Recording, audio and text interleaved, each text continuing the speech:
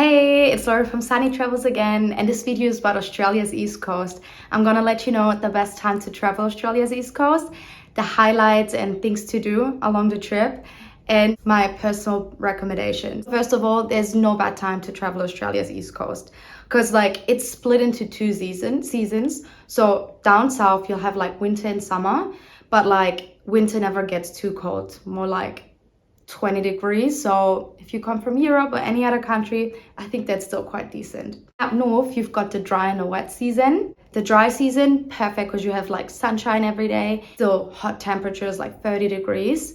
Wet season is when it rains occasionally, but more like 15 minutes a day. Anyways, what can you do and see along the East Coast? Let's start off in Sydney. One of my favorite things to do is the Bondi to Coogee walk. Then obviously the Opera House, Botanical Garden and Harbour Bridge. A day trip to Manly, super cute suburb, and Whitley, the Blue Mountains. Do that on a Sunday because that's when public transport is a little bit cheaper. After Sydney, it's worth it to make a stop in a surf camp if you're interested in learning to surf.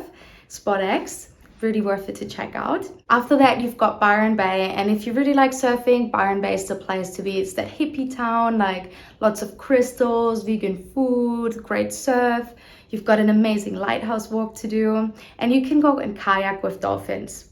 After Byron Bay, you've got the Gold Coast, and that's like Miami of Australia. Long golden sand beaches, parties, gaming arcades, heaps of fun. Once you're done with the Gold Coast, make your way to Brisbane. Brisbane is the third biggest city, and it has lots of great museums and art galleries. It has a really nice river, so make sure to take the public transport to take a little loop around the city, and you can chill out and cool down in the lagoons. After Brisbane, you've got Noosa, and it's kind of this bohemian style town. Beautiful surf, beautiful beaches. You've got the national park there.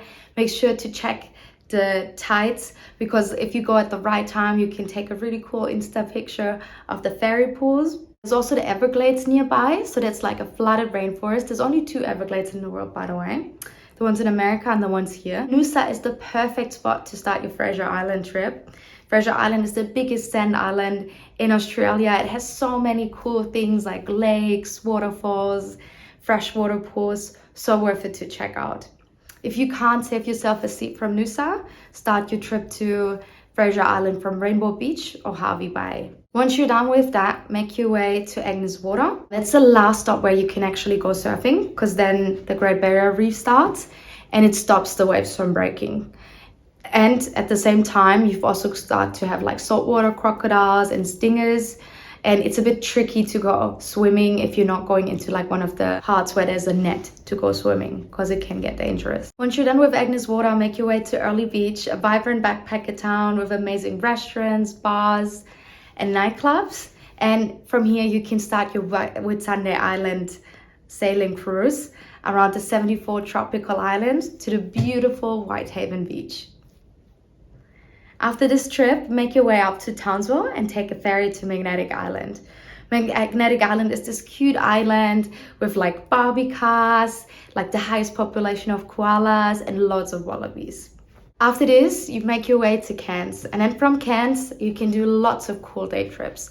So you can go up to the Daintree Rainforest, which is a World Heritage Site, and it's also the only place where two heritage sites touch each other, so the Great Barrier Reef and the Daintree Rainforest, and it has amazing views. You can see crocodiles, cassowaries, so much nature.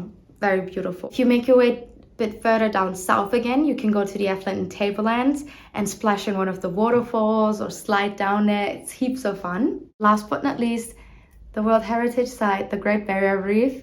You need to go for a dive or a snorkel on one of the boats. It's stunning. Which tours do I recommend you? You can either do it like this. You can get one of those packages down below. So that includes your bus up there. It includes your tours. It includes accommodation. You have a guide who shows you around. That's super good way if you want an all-inclusive package and you're on a holiday and you've got a short amount of time. And that works. If you want something a bit more personalized, reach out to me or one of my other travel agents in the chat box down below, and we plan a personalized East Coast itinerary for you. I'll speak to you soon. Thanks. Bye.